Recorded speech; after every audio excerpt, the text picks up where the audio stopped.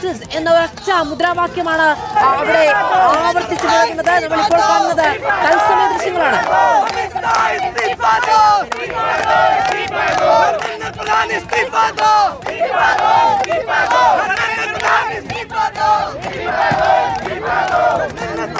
शर्म करो, शर्म नहीं तो डूब मरो, धर्मेंद्र प्रधान शर्म करो, शर्म नहीं तो डूब मरो, शर्म करो, विरोधी ये सरकार नहीं चलेगी, युवा विरोधी ये सरकार नहीं चलेगी, युवा विरोधी ये सरकार नहीं चलेगी, नरेंद्र मोदी शर्म करो, शर्म नहीं तो डूब मरो, जब मोदी डरता है पुलिस को आगे करता है, जब मोदी डरता है पुलिस को आगे करता है, जब मोदी डरता है पुलिस को आगे करता है. വലിയ പ്രതിഷേധം തന്നെയാണ് ഉണ്ടായത്. ഓരോ ഗ്യാങ്ങുകളായി ഇന്ന് കൃത്യമായി മുദ്രാവാക്യം വിളിച്ച് സമരം നടത്തുകയാണ്. നാണമുണ്ടെങ്കിൽ രാജിവെച്ച് പോകുമെന്ന് വിളിച്ചു പറഞ്ഞുകൊണ്ടാണ് പ്രതിഷേധക്കാർ അവിടെ തുടരുകയും ചെയ്യുന്നത്. YS അഭിനന്ദൻ നമ്മളോടൊപ്പം തുടരുകയാണ്. YS അഭിനന്ദൻ നേരത്തെ ജിതേന്ദ്ര സിംഗ് വന്ന ചർച്ച നടത്തിയ അനുനയ ശ്രമം ഫലം കണ്ടില്ല അല്ലേ?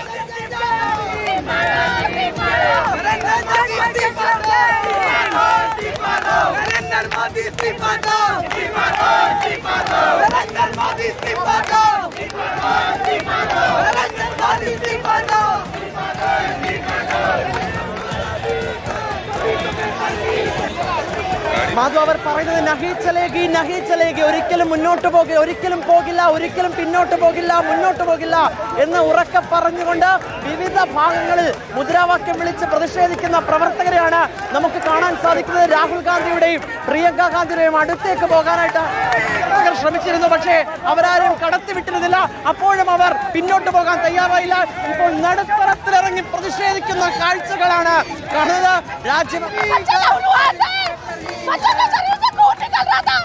ये निकम्मी सरकार का लाठीचार्ज किया इन्होंने बच्चों में, बेटियों को मारा, बच्चों को मारा, कल वोट मारा।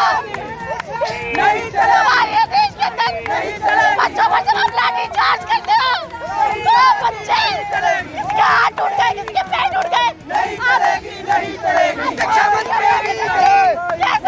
कैसे वो बच्चे रो रहे, कैसे मर रहे हैं. വിദ്യാർത്ഥികളുടെ സംസാരം കേൾക്കാത്ത, വിദ്യാർത്ഥികളുടെ ശബ്ദം കേൾക്കാത്ത വിദ്യാർത്ഥികൾക്ക് വേണ്ടി എന്തിനിങ്ങനെ മന്ത്രി എന്ന് ചോദിക്കുകയാണ്. ഇപ്പോൾ ഈ രാജ്യതലസ്ഥാനത്ത് പ്രധാനമന്ത്രിയുടെ വീടിന് മുന്നിൽ നടുത്തളത്തിൽ പ്രതിഷേധിക്കുന്ന വിദ്യാർത്ഥിയുടെ ദൃശ്യങ്ങൾ ആണ് നമ്മൾ കണ്ടുകൊണ്ടിരിക്കുന്നത്. പ്രധാനമന്ത്രിയുടെ വസതിക്ക് മുന്നിലാണ് ഇത്ര വലിയ ഒരു മുദ്രാവാക്യം വിളിക്കുന്നതെന്നാണ് ഏറ്റവും പ്രധാനപ്പെട്ട കാര്യം. അതീവ സുരക്ഷയേറിയ സ്ഥലമെന്ന് വിശേഷിപ്പിക്കപ്പെടുന്ന രാജ്യതലസ്ഥാനത്ത് വാഹനത്തിന് പോകാൻ കഴിയാത്ത ഒരിടത്തേക്ക് രാഹുൽ ഗാന്ധി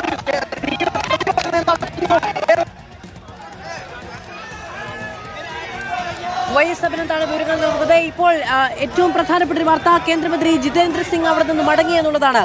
PMOയുടെ ഇടപെടലിനെ തുടർന്നാണ് ജിതേന്ദ്ര സിംഗ് സമവായ ചർച്ചകൾക്ക് വേണ്ടി അവിടേക്ക് എത്തിയത്. രാഹുൽ ഗാന്ധിയുമായി ആശയവിനിമയം നടത്തി സമരത്തിൽ രാഹുൽ ഗാന്ധി അടക്കമുള്ള നേതാക്കൾക്കിടയിൽ വന്നു നിന്ന് വ്യക്തമാക്കിയതിനെ തുടർന്ന് ജിതേന്ദ്ര സിംഗ് കേന്ദ്രമന്ത്രി അവിടെ നിന്ന് മടങ്ങിയെന്നാണ് നമുക്ക് ലഭ്യമാകുന്ന വിവരം. YS അഭിനന്ദനാണ് വിവരങ്ങൾ നൽകിക്കൊണ്ടിരിക്കുന്നത്.